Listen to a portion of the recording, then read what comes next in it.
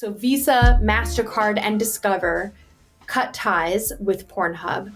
And then something really exciting happens because PornHub is actually owned by MindGeek, which is based in Canada.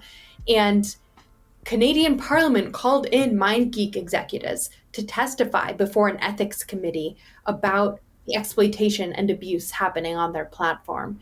It was like an unprecedented step in the global recognition of the exploitation happening on pornography platforms, and led to some really fascinating and disturbing testimony, including discovering that for about 10 years, Pornhub was not reporting child sexual abuse materials that were uploaded onto its website, not reporting that to the police when they Monsters. learned that it was happening. So yeah, so I mean there's been so much happening.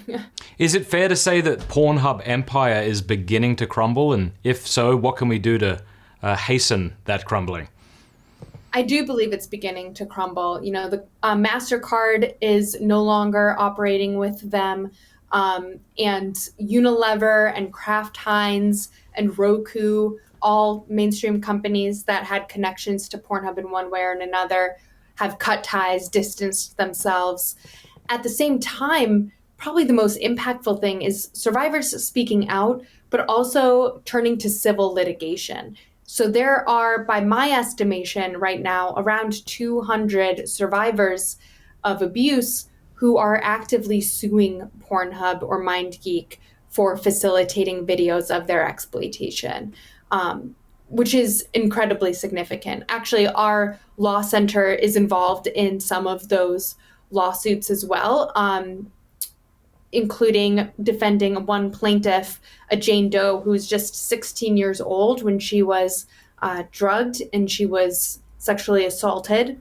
So this was, you know, child sexual abuse material in addition to filmed sexual assault. And it was uploaded. MindGeek reviewed, categorized, tagged, and disseminated the images and videos depicting this person's assault, and it was viewed over 2,400 times. There's no attempt to verify, you know, age or identity of this person. And that's just one person's story. And there's at least 200 others who not only have experienced that, but are taking the steps to try to sue Pornhub and MindGeek. So what could this look like? What's the best case scenario for our side? Best case scenario is they go completely bankrupt, which is which is in progress, actually. In the last couple months, they've fired some of their top executives and they've laid off about 70% of their staff. So Wow. we're seeing them starting to go under. But, you know, we won't be done with them. We need the entire industry really to crumble, especially because, you know, it's just very basic common sense that there's no way to verify the age or consent of anyone on these platforms, and no one's doing a good job of doing that.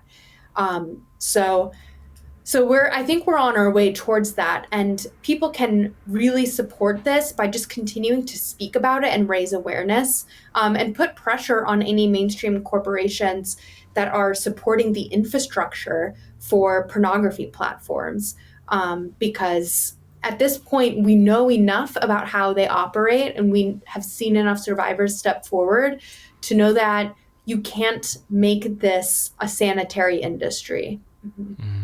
Yeah, you can't. If someone's watching and they are a survivor, or maybe they've had their abuse uploaded to Pornhub, can they contact NCOSE? How could they do that? Yes. So if you go to endsexualexploitation.org, you'll see information for our law center, and you can contact us through there. And whether our law center can help you or connect you with other resources, we're more than happy to do that.